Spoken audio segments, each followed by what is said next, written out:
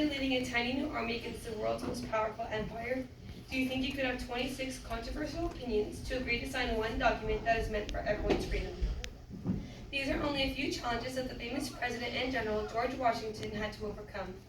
We learn history in hopes of learning from the mistakes, but George was a different story. From him we learned what we should do. From President Washington we learned to be humble and to be honest. From General Washington we learned to be loyal and brave. My junior year of high school, I had a history teacher that was obsessed with George Washington and what an amazing president, general, and person he was.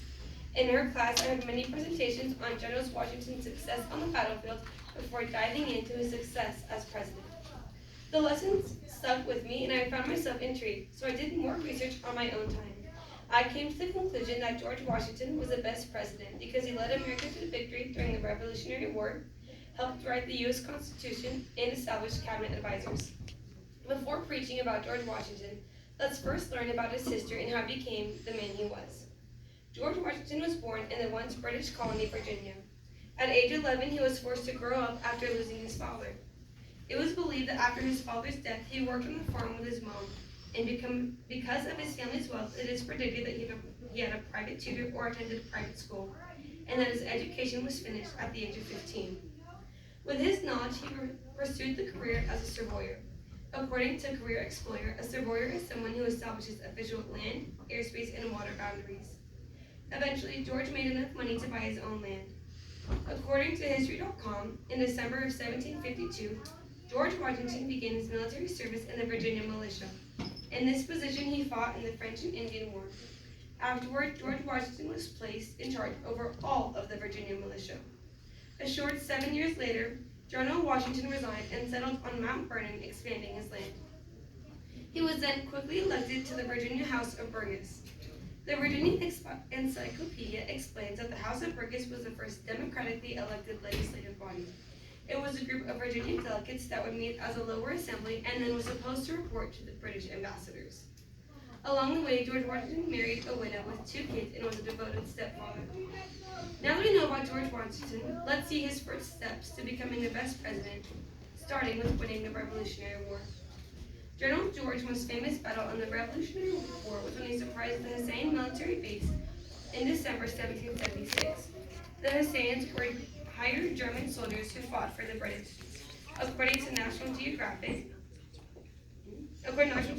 the plan was for Washington to bring his troops across the river and meet 2 other units at the Hessians' military base. The other units, however, were not successful in arriving at the base. On the way to the base, George and his men had passed through harsh rain that by midnight had turned into snow sleet. They crossed on cargo vessels that held not only men but also horses and artillery that were vital to their success. In Washington's wisdom, he had an experienced seaman, Colonel John Glover, assist in their crossing, and he was prepared even after losing the other units. At the town where the military base was stationed, in Trenton, Colonel Henry Knox waited for Washington with men stocked with artillery and ready for battle. This battle's victory was not only a success in taking down a military base, but an increase in morale that Washington desperately needed. This battle was a reminder to the country and specifically to the soldiers who were facing the harsh winter that they could succeed. While all victories and losses are key to each and every war, the Siege of Yorktown shall never be forgotten. The Siege of Yorktown lasted 3 long weeks before the British surrendered, outgunned and outmanned. After 6 long years of fighting, both countries were getting tired of the war, both for different reasons. Britain had only captured a few towns and was fighting another war with France and Spain in different lands. The American Revolution fighting spirit had dwindled, and food supplies ran low as debt bills ran high. So George Washington and French General Rochambeau made a decision in 1781. They are going to have one last final stand. According to the website American Battlefield Trust, in late September, the largest transportation of American troops of the war took place as they marched to Yorktown. The first victory of the battle was the Battle of the Capes, when the French Navy blocked the entrance to Chesapeake Bay. Britain had planned on sending reinforcements to General Cornwallis' army inside of Yorktown, but the French Navy went out and Cornwallis was left with nothing. The next step began as soon as the exhausted troops arrived. In the website The March to Yorktown, we read that they walked for roughly 500 miles within a span of 1 month. Yet once they arrived, they had no time to lose. Despite the defenses that the British had put up, the Americans and French built parallel trenches to the British. 11 days after their arrival, on September 28th, George Washington set off the first cannon fire and the bombardment began. The barrage continued without rest for a week with the hopes of breaking the British physically, emotionally, and mentally. The British, who were already low on ammo, could do very little to fight back. On October 13th, Washington decided the siege needed to end. So with a simultaneous attack at redoubts that the British had previously dug, America and France officially surrounded Britain. Britain made one more feeble attempt on October 15th, but it was unsuccessful, according to battlefield.org. And on the 17th, an official call for a treaty was seen as a soldier came out with a white handkerchief. On October 19th, the British troops marched in between the American and French troops. Lafayette, a hero of the Revolutionary War and a very personal friend of George Washington, had the band crank out Yankee Doodles in the spirit of freedom. After the Revolutionary War, George Washington proved that his knowledge was not limited to battlefield tactics, as he helped write our Constitution. After the Revolution, George Washington had the shock of a lifetime when America tried to offer him a crown, believing they should follow trend set by other countries and be a monarchy. George was appalled by the idea and said it was never to be brought up again. However, George was not done despite his wishes for retirement. From the website Center for Study of the American Constitution, we learned that the people of Virginia had offered him a position to be a Virginia representative, but Washington respectfully declined the invitation. It wasn't until the right people persisted and pressured that he decided to join the convention. To absolutely no one's surprise, George Washington was voted as president of the convention. However, during all the convention, there is never much that Washington said regarding anything.